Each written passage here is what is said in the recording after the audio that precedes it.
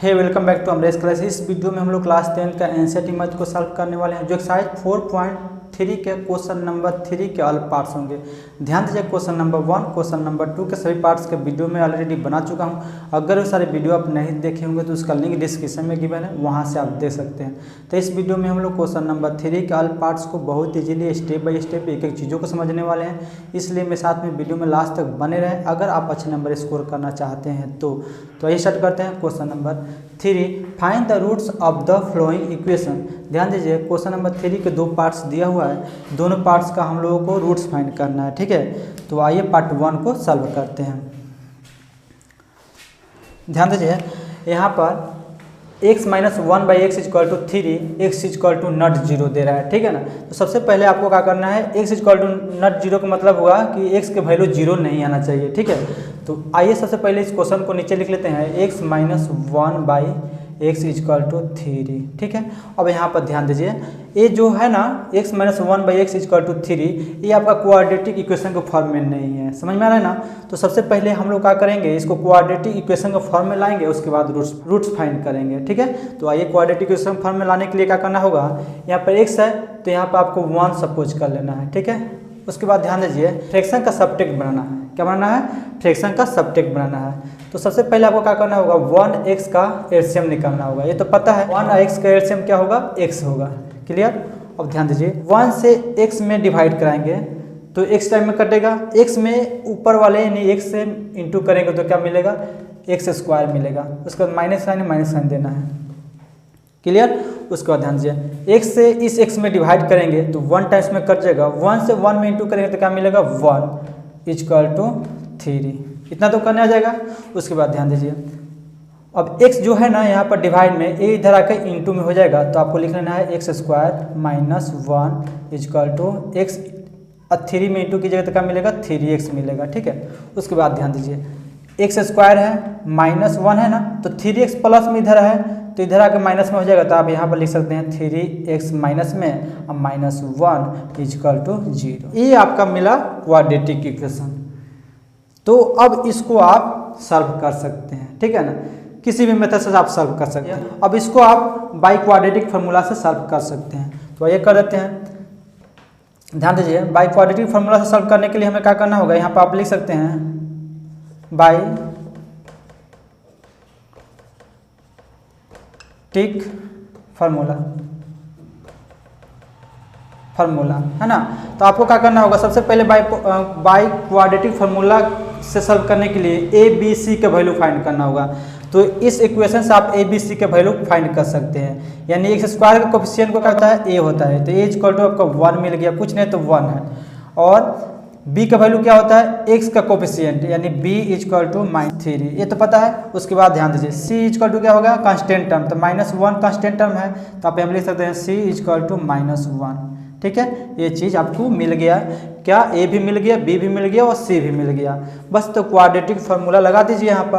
तो quadratic formula क्या होता है, -b plus minus root under b² minus 4ac/2a, यही ना होता है। बस अब इस पर a b c के वैल्यू पुटअप कर दीजिए और आपका रूट्स फाइंड हो जाएगा। ठीक है, तो आइए पुटअप करते हैं। यहाँ पर -b है ना, तो माइनस लिखना है। आपका b क्या है, -3 है, तो आपको ब्रैकेट्स में -3 लिख लेना है। उसके बाद प्लस माइनस साइन है, प्लस माइनस साइन दे देना है। उसके बाद ध्यान दीजिए, यहाँ पर क्या है, b² है, तो -3² आप कर सकते हैं, -3 के स्क्वायर कर सकते हैं, क्योंकि b का वैल्यू क्या है, -3, तो -3 के स्क्वायर कर सकते हैं। उसके बाद माइनस लिखना है, 4 है को 4, ध्यान दीजिए 4 फार्मूला में, तो 4 लिख लेना है। उसके बाद a के वैल्यू क्या है, 1 है, तो इंटू 1 कर लेना है। और c के वैल्यू क्या है, -1 है, तो इंटू -1 लिख देना है। ठीक है, बाई 2 है तो 2 लिखना है, a है तो a के वैल्यू क्या है, 1 है, तो इसमें भी 1 इंटू करा देना है। क्लियर, इतना समझ में आ रहा है। उसके बाद ध्यान दीजिए, -3 में इंटू कीजिएगा तो क्या मिलेगा, +3, तो +3 आपको लिख लेना है। उसके बाद प्लस माइनस का साइन, प्लस माइनस का साइन है तो प्लस माइनस साइन देना है। उसके बाद ध्यान दीजिए, रूट अंडर देना है। उसके बाद -3 के स्क्वायर करना है। यहाँ पर ध्यान दीजिए, -3 के स्क्वायर है ना, तो -3 के स्क्वायर कीजिएगा तो क्या मिलेगा, +9, तो प्लस का 9 लिख लेना है। उसके बाद यहाँ पर ध्यान दीजिए -4 इंटू 1 में इंटू कीजिएगा तो -4 ही रहेगा। अब -4 में -1 से इंटू कीजिएगा तब प्लस का 4 हो जाएगा, तो प्लस का 4 हो जाएगा। उसके बाद ध्यान दीजिए 2 और 1 में इंटू कीजिएगा तो क्या मिलेगा, 2 ही मिलेगा। क्लियर, यहाँ तो समझ में आ रहा है। उसके बाद ध्यान दीजिए यहाँ पर आपको लिख लेना है 3 प्लस माइनस 9 और 4 कितना हो जाएगा, तो √13 रूट से बाहर नहीं होता है ना। 13 जो है किसी नंबर्स का परफेक्ट स्क्वायर नहीं है, बस 13 रूट्स में ही रहेगा बाई 2। अब यहाँ पर ध्यान दीजिए, यहाँ पर 3 प्लस माइनस √13 है, बस इसको आपको 2 बार लिख देना है, एक बार प्लस के साथ एक बार माइनस के साथ। समझ में आया ना, तो आइए लिख देते हैं 3 प्लस का साइन ले लेना है, उसके बाद √13/2 कॉमा 3 माइनस √13/2। ये दो जो रूट्स है ये आपका वैल्यू फाइंड हो गया। ठीक है, ये रूट्स फाइंड हो गया पार्ट 1 का। ठीक है, इस तरह से क्वेश्चन को सॉल्व करना है। तो आइए पार्ट 2 को सॉल्व करते हैं। तो ध्यान दीजिए, तो इसका आप चाहे तो स्क्रीनशॉट ले सकते हैं, पार्ट 1 का आप चाहे तो स्क्रीनशॉट ले सकते हैं, क्योंकि पार्ट 2 को। तो आइए क्वेश्चन नंबर 3 के पार्ट 2 को सॉल्व करते हैं। ध्यान दीजिए पार्ट 2 में दे रहा है 1/x + 4 - 1/x - 7 = 11/30, x नॉट = -4/7। ठीक है, यानी x के वैल्यू -4 और 7 नहीं होना चाहिए। तो यहाँ पर जो भी वैल्यू दिया है ध्यान दीजिए क्वाड्रेटिक इक्वेशन के फॉर्म में नहीं है, तो हम लोगों को क्या करना होगा, फर्स्ट टू फर्स्ट इसको क्वाड्रेटिक इक्वेशन फॉर्म में करना होगा, उसके बाद इसको सॉल्व करना होगा, यानी रूट्स इसका फाइंड करना होगा। ठीक है, तो ध्यान दीजिए यहाँ पर क्या दे रहा है 1/x + 4 - 1/x - 7, यानी इसका आप फ्रैक्शन का सब्ट्रैक्ट बना सकते हैं। ठीक है, तो फ्रैक्शन का सब्ट्रैक्ट बनाने के लिए हम लोग को क्या करना होगा, नीचे वाले डिनोमिनेटर को एलसीएम फाइंड करना होता है। तो आप एलसीएम ना फाइंड करके आप चाहे तो इस तरह से आप लिख सकते हैं x + 4 × x - 7, ये चीज़ों को लिख सकते हैं। ठीक है, उसके बाद आपको क्या करना होगा, x + 4 से इसमें डिवाइड करना होगा। तो x + 4 से इसमें डिवाइड कीजिएगा तो x + 4 कैंसिल हो जाएगा, x - 7 बच जाएगा। तो x - 7 को ऊपर 1 में इंटू करके लिख देना है, यानी x - 7, क्योंकि 1 में x - 7 से इंटू कीजिएगा तो यानी x - 7 फाइंड होगा। ठीक है ना, उसके बाद ध्यान दीजिए माइनस का साइन है, माइनस साइन दे देना है। उसके बाद क्या है, दूसरा टर्म में देखिए x - 7 है, अब x - 7 से इसमें डिवाइड कराना है। तो x - 7 से इसमें डिवाइड कीजिएगा तो x - 7 कैंसिल हो जाएगा, तो बचेगा क्या, x + 4। तो यहाँ पर आपको लिख लेना है x + 4 = 11/30। ठीक है, इतना करना है। उसके बाद ध्यान दीजिए अब माइनस से दोनों में इंटू कर देना है, तो x - 7 माइनस x हो जाएगा, माइनस x में इंटू कीजिएगा तो -x हो जाएगा, माइनस से +4 में इंटू कीजिएगा तो माइनस का 4 हो जाएगा। उसके बाद ध्यान दीजिए, उसके बाद आपको क्या करना होगा, ये दोनों के इंटू कर लेना है। ठीक है, तो x में x से इंटू करना है तो क्या मिलेगा, x में x से इंटू करेंगे तो मिलेगा x², x में -7 से इंटू करेंगे तो -7x, और 4 से दोनों में इंटू कर लेना है, यानी 4 में x से इंटू करेंगे तो क्या मिलेगा, +4x, 4 में -7 से इंटू करेंगे तो -28 मिलेगा, = 11/30। ठीक है, ये वैल्यू फाइंड हुआ। उसके बाद आपको करना क्या होगा, यहाँ पर ध्यान दीजिए प्लस का x माइनस का x कैंसिल हो जाएगा, और -7 + 7 कितना हो जाएगा, 11 हो जाएगा, -11। ठीक है, उसके बाद इसको भी आप कैलकुलेशन कर सकते हैं। यहाँ पर ध्यान दीजिए x² है तो x² लिखना है, उसके बाद -7x है +4x है, तो -7x में से यानी ये लाइक टर्म्स है दोनों, तो -7x में +4x जाएगा तो क्या बचेगा, -3x। तो यहाँ पर आपको मिलेगा -3x। ठीक है, उसके बाद -28 = 11/30।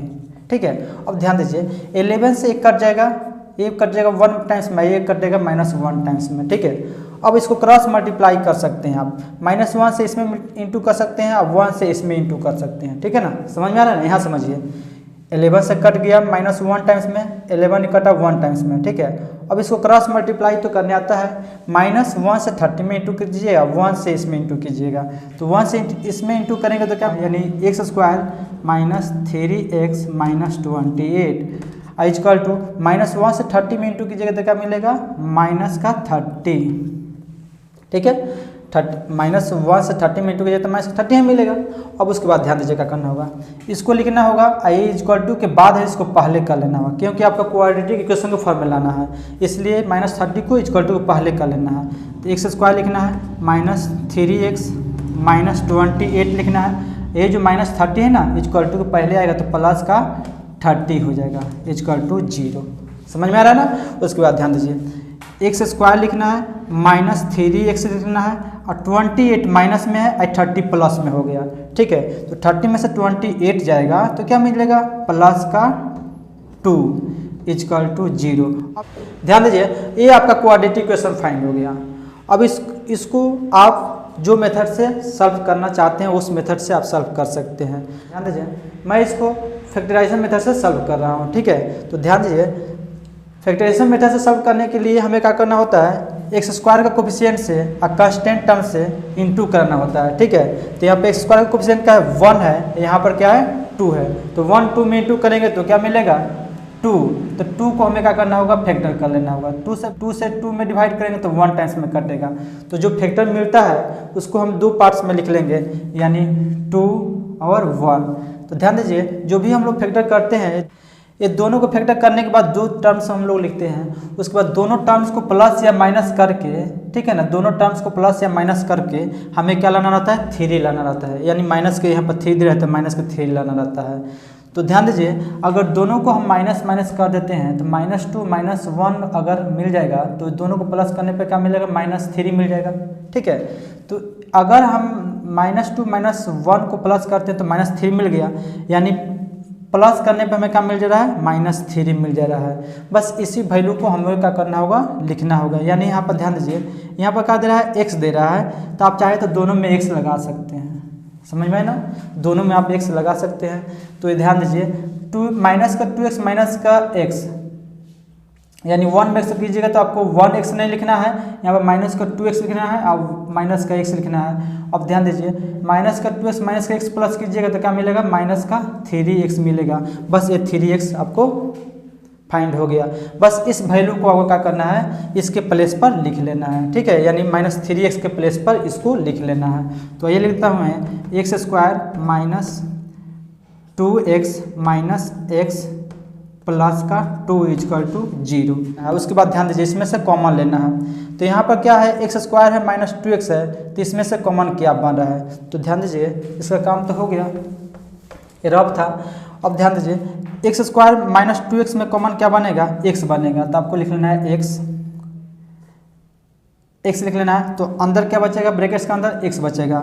उसके बाद ध्यान दीजिए इसमें से कॉमन लीजिएगा x तो क्या मिलेगा -2 मिल जाएगा।